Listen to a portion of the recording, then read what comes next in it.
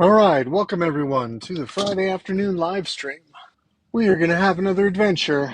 Um, so, a few housekeeping items. Sorry for the cough. A few housekeeping items. There will be no Monday live stream. It's a holiday, and I'm spending it with my kids.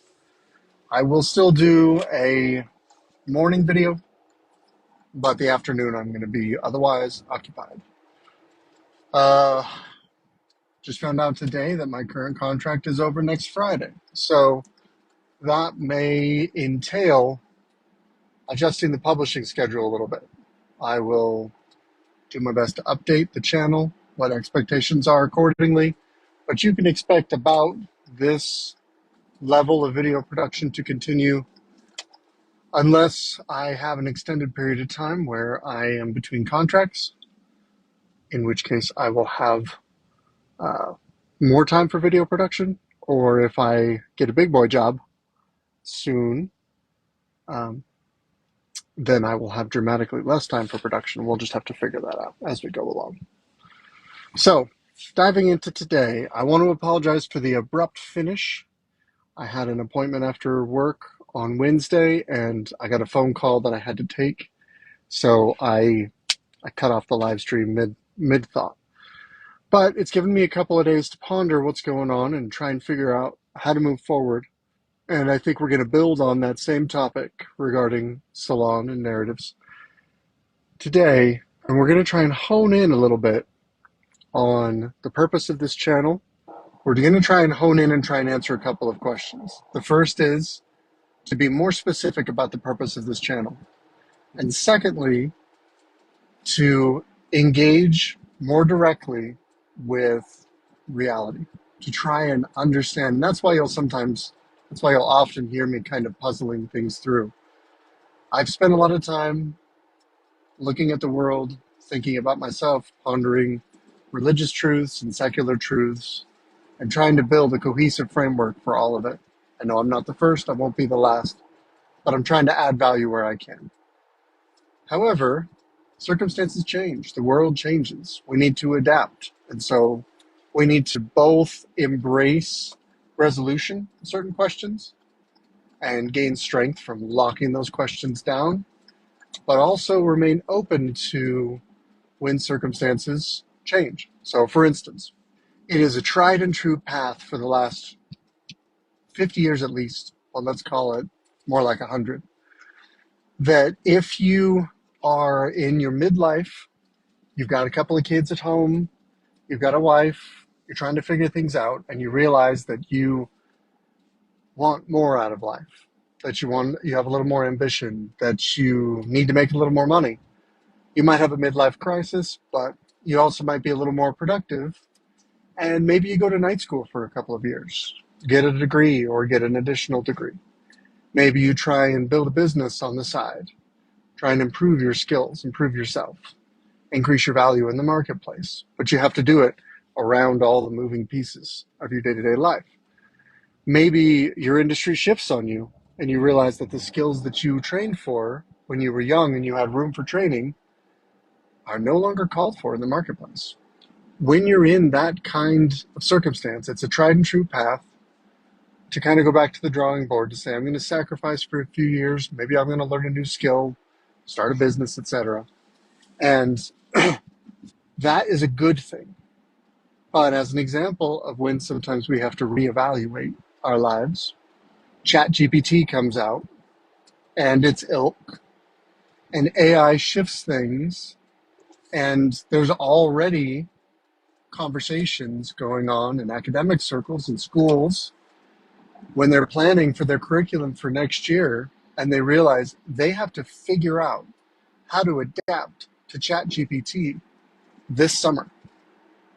Because starting in the fall, you're going to have students that have had all summer to muck around with the technology, and now you assign them a 1,000-word essay on Huckleberry Finn. That in past years, that might have been, uh, a sixth grade term paper. That might have been a major portion of the work required for the student. There's actually someone who engaged with ChatGPT and showed it, they're kind of hacked into it and showed it their handwriting and basically taught ChatGPT how to write an essay in their handwriting. So they were able to turn in a handwritten AI generated essay. That's a tectonic shift. That is a whole fundamental, holy crap, the world changed. And speaking of our earlier example, you're middle ages, you're looking to do a skill. Maybe you say, you know what? In fact, I'll just be more blunt. This is me. I'm looking to shift my skills a little bit, expand my value in the marketplace. One of my ideas is to pick up programming. I'm a smart guy. I like technology. I'm good with languages. Why not teach myself programming and pick up a skill? Because by the time I come up to speed as a programmer in 4 or 5 years to where I'm a competent programmer that could have made a living 10 years ago, AI will have advanced to the point where there won't be a job for me. So you have to deal with the fact that sometimes you have these tectonic shifts and you have to kind of go back to the drawing board with your assumptions and start over. And it's actually one of the reasons why I shifted my efforts and put them into this channel. There's a couple of advantages to building something like this. First, I am building intellectual property. I am building value through creative product. This is an original production by me, warts and all. I own it. I get to monetize it. I get to use it. I get to design it. I get to slice it up. I get to preserve it. I get to repackage and publish it. I get to license it out. I can do anything that I like. So that's all, frankly, wonderful. Sorry, little traffic thing. Lost my focus for a second. So that's one of the things that I'm doing. The other thing that I'm doing is I'm trying to build a business where I have a more direct connection to my customers. Spending most of my career in tech, the people that I reported to, the people that I interacted with, were not my customers. They were internal stakeholders within my company that interfaced, they formed the interface between my efforts and the customer. And that's fine because it simplifies my job as a worker. I get to narrow my focus and just perform well technically and let someone else handle all the other pieces of the business. But the downside is I have no loyal customer base. I have no one engaging with me directly.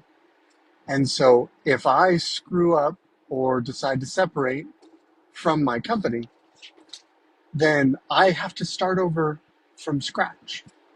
Whereas if I build something of value in the marketplace of ideas and I start to engage and gain subscribers, gain followers, Patreons or the ilk or whatever, and I'm able to monetize what I'm doing, I have the ability to build an audience that follows me wherever I go, which gives me the ability, should I stay in tech, to continue to negotiate more aggressively because they're not my only meal ticket. And third, ChatGPT is amazing, but it's not truly creative. It is a well-trained bot. It's the best trained bot we've ever seen. It presents a quantum leap, but it is not intelligence, not yet. And even if you get a chance, even if they do successfully build a form of artificial intelligence that mimics actual intelligence, I think the last piece of human effort that machines would take over is creative effort. Actual, soulful, human creative impulse.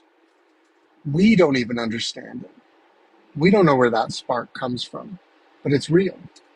So if I build a business, if I build a piece of my professional life around that kind of creative effort, I think it creates a certain resilience to some of the changes that the market is undergoing. And this is a specific example of the broader scheme, the idea that sometimes the ground shifts under your feet and you have to learn how to analyze which way the wind is blowing. You have to learn, I think the book I read once is Who Moved My Cheese? You have to learn where the cheese is. You have to be ready to go and get it. All of that was a little long-winded, but that's one of the purposes for this channel. So stick with me, and I'll do my best to deliver a quality content, and I hope you enjoy your time while you're here.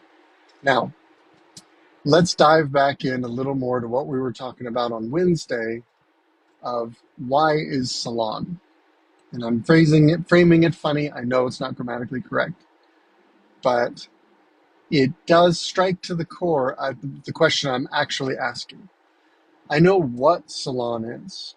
I want to ask the question, why is there a Salon?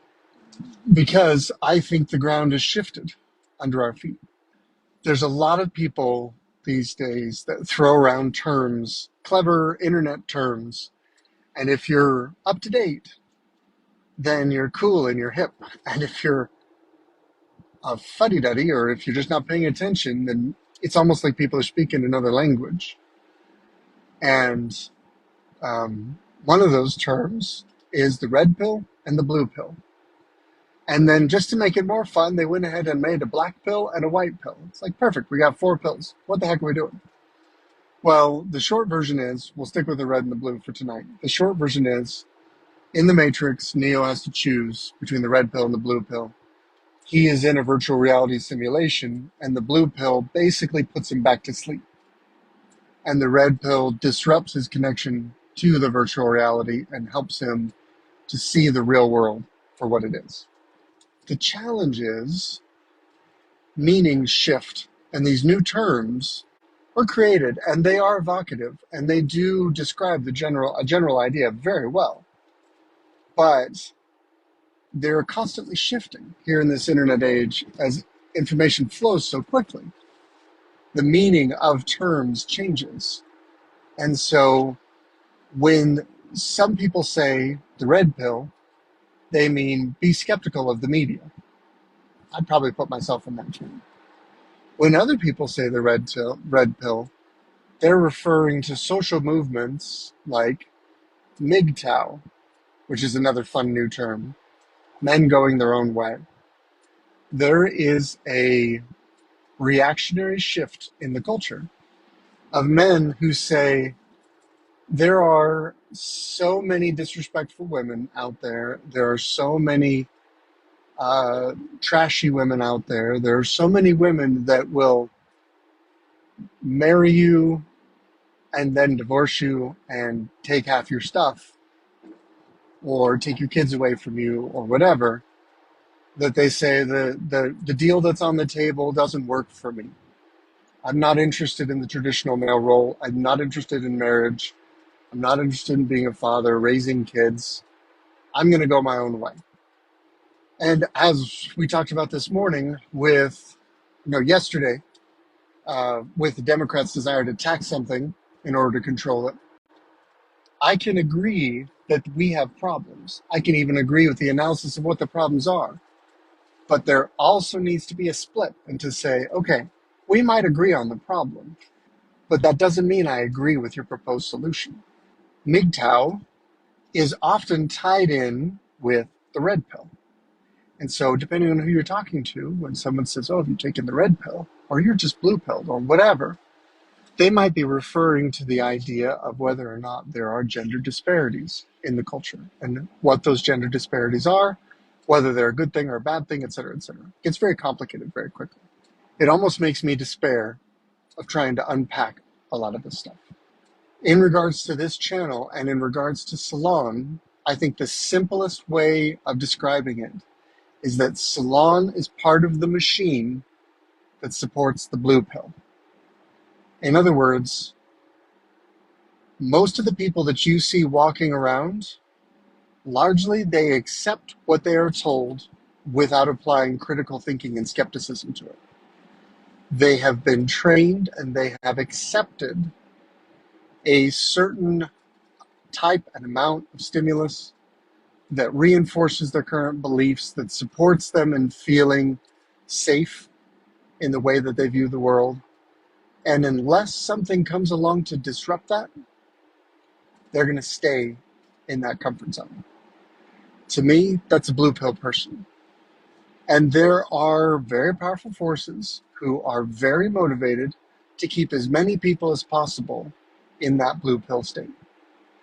Now, in the Matrix, it's some kind of chemical process. They don't really get into the details. And setting aside weirdness in the food and pharmaceutical industry, if you just look at it from a media perspective, in the world that we live in, the blue pill is more about social persuasion and inclusion.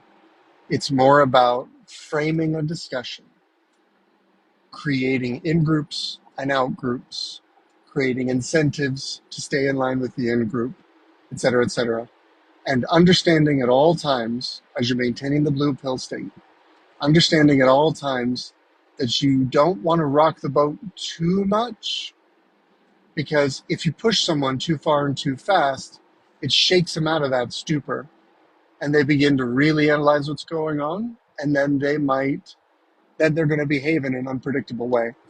And the people who are trying to maintain that blue pill state of mind don't want people acting unpredictably. Salon is a media organ.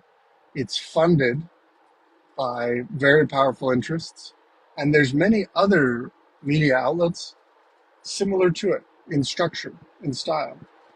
And it's kind of a high status occupation in certain circles. If you're a writer for Salon or even BuzzFeed or the Daily Beast or the New York Times or the Washington Post, et cetera, there's some respect. There's some social clout that goes along with that. Depending on what you write about, you might have special access to certain politicians. You might have special access to certain information. You might be able to parlay that information into advantageous stock moves or into investments in private placements and a host of other things. So there's a certain incentive to be one of these people who works for an organization that is trying to lull everyone into that safe space. Now, this touches on, I think, the core of what I see for this channel. Because one of my gifts is that I'm a storyteller. I have a grandfather who is a hick through and through, and one of his favorite things to do when he was younger, he's mostly blind now, so he is unable to do a ton. One of his favorite things to do was to write cowboy poetry, which is super cute and super quaint and super weird. I can't say it's really my cup of tea, but that was his impulse. He loves to tell stories. He loves to engage with his children and his grandchildren. He loves to gossip, and he loves to BS, and he loves to spin a yarn, and he loves to make people laugh. And I have a big chunk of that storytelling. My grandfather on the other side was a very analytical businessman. That's probably about as far as we're going to go there. It's a complicated character. So I have a particular gift, which is I'm good at analyzing things and I'm good at telling stories. And as I analyze our society, as I'm thinking critically, I am politically homeless because I don't believe any of the stories that are being told to me. I don't believe the liberal narrative.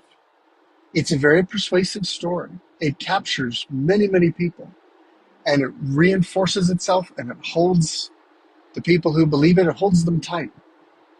I have family members and friends who are deeply entrenched in the story that the left tells, in the progressive vision of America. And they've got some pretty good storytellers on their side. And they've structured it in such a way to be very effective politically. And that's why the country by and large, has been moving their direction for 100 plus years. On the right, they have some good stories as well. But by their nature, people on the right tend to be more fractious. They tend to be more argumentative. They tend to not want to fall in line.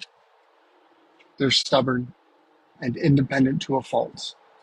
And they will argue and bicker over the slightest differences. Even if you agree with someone 80% of the way, they will spend their time trying to convince the other person to fall in line with every one of their principles and values. And there's a space for that in society. But if you want to build an effective social movement, you're going to fail. That's not going to work. Right out of the gate, you can't outcompete, literally, I think the term is mainstream media. You can't outcompete 1,000 voices who are professionally trained, who are supported, who are well funded, who have almost all of the social clout, who have control of almost all of the institutions, who control the pipeline of talent. You can't outcompete that, no matter how great you are individually.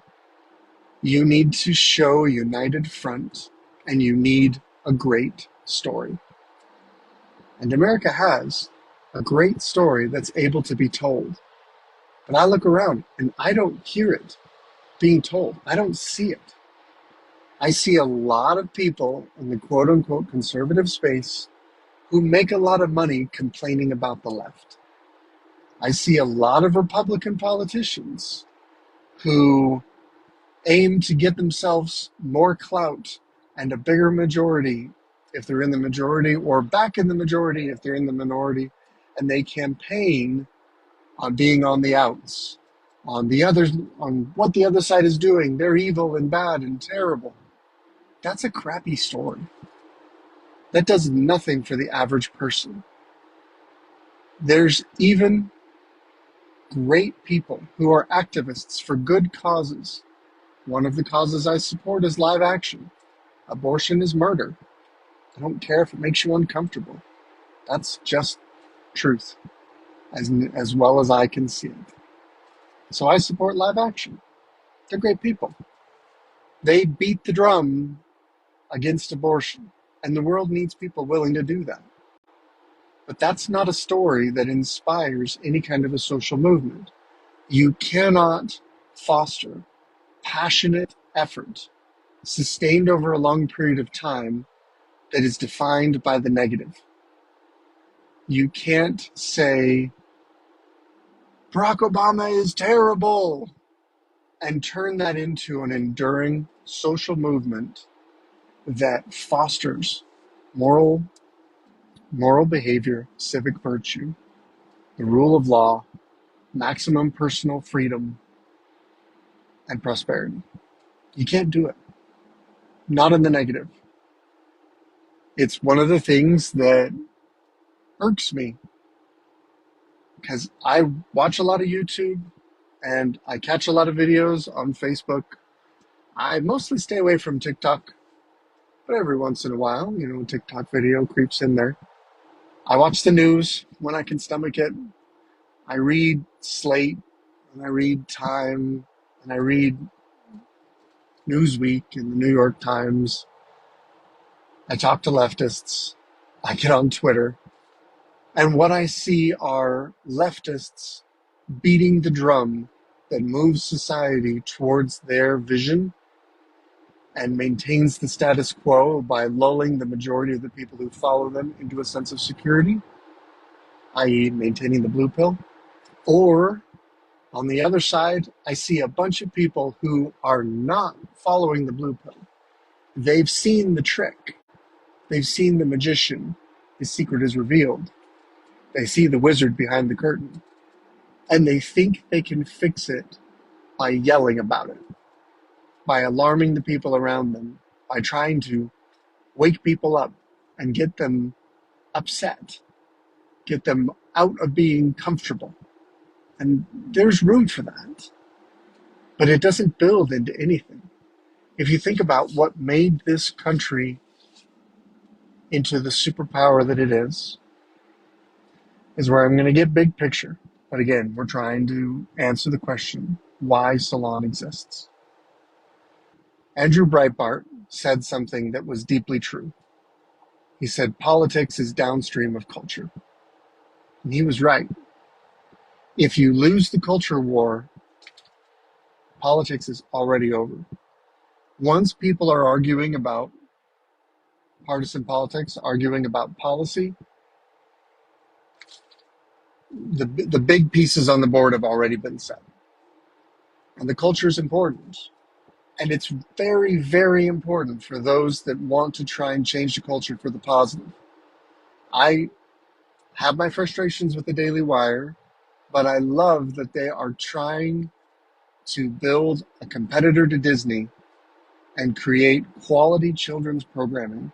That is an expensive, big risk, strategic move, and I hope they knock it out of the park. We'll see. They're going to spend a lot of money on it. Sometimes that works. Most of the time it doesn't. So, politics is downstream of culture, but that's only part of the picture. And this is where maybe I'll lose some followers, maybe I'll gain some followers. I don't care. My goal is to speak the truth as best as I can see it. I don't say my truth, I say the truth. Because there are certain objective realities about the universe that are just true, whether or not you're comfortable with them. Politics is downstream of culture. Culture is downstream of religion. Religion could be seen as applying philosophy on a grand cultural scale. In many ways, you might even say then religion is downstream of philosophy. Does that mean that ivory tower philosophers should be put in charge of our politics? No, that'd be a disaster. We'd all starve to death. But what it does mean is that when you have a philosopher who's particularly persuasive, who packages his ideas in such a way that it takes hold, it takes root, that can eventually flower into something that brings liberty to half the world, that frees the poor from the bondage of poverty, or murders hundreds of millions of people. Adam Smith, Karl Marx, both philosophers, both changed the world, one very much for the good, one very much for the bad. But they told an effective story. And that story propagated itself and endured and grew and moved hearts and minds and changed the world. I'm an analyst and I'm a storyteller. Right now, we kind of need both. So I'm going to do my best to contribute there. That being said, I'm nearly home. I'm going to keep trying to refine and articulate this vision. I appreciate any insight you have, any input that you have. I'm doing my best to put the content out in a way that is absorbable, somewhat interesting. I don't have a lot of feedback yet from the marketplace of ideas. I'm still very, very tiny. But I think there's something here. More importantly, this feels important. Sometimes you do things because they're fun. Sometimes you do things because they make a lot of money. Sometimes you do things because they're the most important thing you have a chance to do in the world right now. Sometimes that's just raise your kids. Sometimes that's go fight in a war. Sometimes it's write a book. For me, right now, let's make this channel. I hope you'll come along with me on the journey. I appreciate your time. Everyone, have a wonderful day and a wonderful weekend.